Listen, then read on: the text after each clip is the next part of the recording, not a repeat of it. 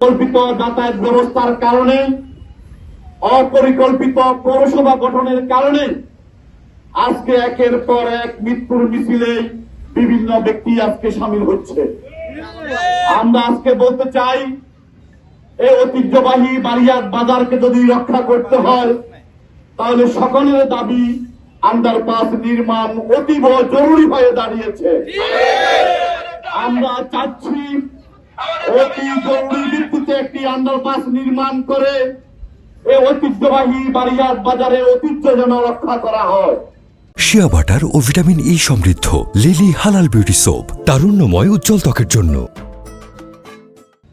যতদিন পর্যন্ত এই আন্ডারপাস নির্মাণ না হবে ততক্ষণ পর্যন্ত অস্থায়ীভাবে আমি প্রশাসনের নিকট অনুরোধ করব, দুটিয়ার পরে দুটি জেব্রা ক্রসিং দিয়ে মানুষের এপার ওপারে যেন যাতায়াতের সুব্যবস্থা করে দেওয়া হয়।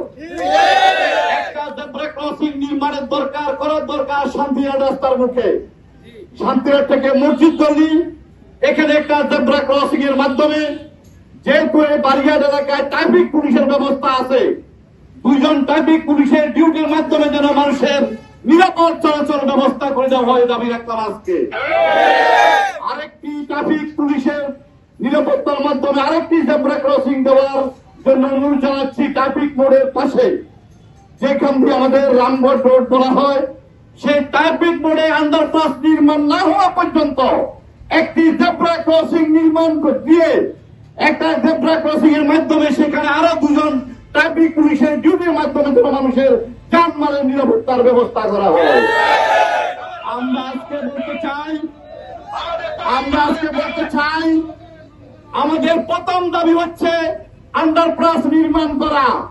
আন্ডারপাস নির্মাণ না হওয়া পর্যন্ত জনগণের যানমাল নিরাপত্তার জন্য সুচারুভাবে মানুষ এপার ওপার পার হইতে পারে, এর জন্য অবিলম্বে দুটি জেব্রা ক্রসিং করতে হবে।